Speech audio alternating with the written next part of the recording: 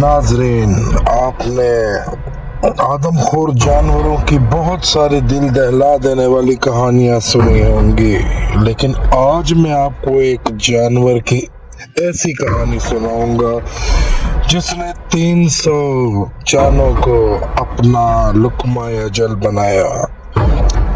یہ کہانی ایک ایسے عفریت کی ہے جو نہ جنگلوں میں گھات لگاتا تھا، نہ پہاڑوں میں چھپا بیٹھا تھا، بلکہ پانی کے سیاہ گہراؤں میں موت کا پیغام لیے بیٹھا تھا۔ یہ ہے گاستوو، برونڈی کے دریا روزیری اور جھیل ٹنگانیکا کا خونخوار مگرمچھ، جو آج بھی ایک پراسرار اور خوفناک داستان کی صورت میں زندہ ہے۔ کہا جاتا ہے کہ گاستوو کوئی عام مگرمچھ نہیں تھا، بلکہ 6 میٹر مطلب 20 فٹ سے بھی زیادہ لمبا اور 1 ٹن وزنی تھا۔ اس کی کھال پر گولیوں کے نشان تھے، جو اس بات کا ثبوت تھے کہ اسے مارنے کی کوششیں کی جا چکی تھیں، مگر وہ ہر بار موت کو چکما دے کر پانی کی گہرائیوں میں غائب ہو جاتا تھا۔ مقامی لوگ اس کا نام سن کر ہی خوف میں مبتلا ہو جاتے، کیونکہ کہا جاتا ہے کہ گاستوو نے 300 سے زائد لوگوں کو کھا لیا تھا۔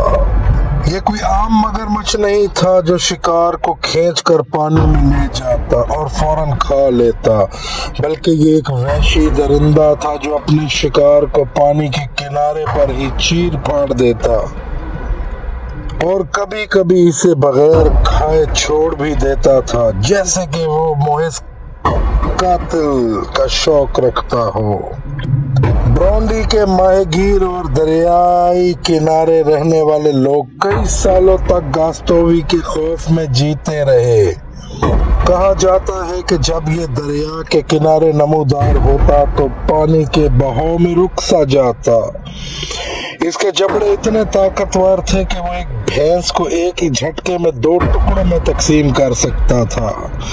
کئی بار گاستوو کو پکڑنے کی کوشش کی گئی، مگر یہ ہر بار بچ نکلتا۔ سائنسدانوں اور شکاریوں نے جال بچھائے، مگر وہ یا تو انہیں توڑ کر نکل جاتا یا پھر وہ جال ویسے ہی خالی رہ جاتے۔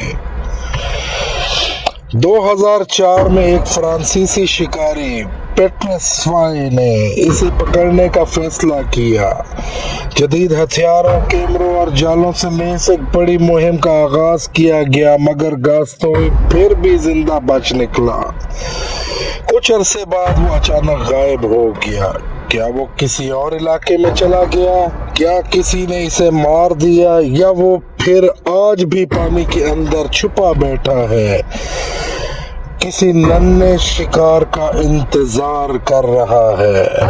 کچھ لوگوں کا ماننا ہے کہ گاستوو ابھی بھی زندہ ہے، اور اگر ایسا ہے تو وہ اب پہلے سے بھی زیادہ بڑا، زیادہ خطرناک اور زیادہ خونخوار ہو چکا ہوگا۔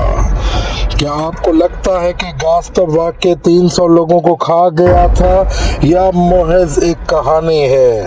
اپنی رائے کمنٹس میں ضرور دیجیے گا۔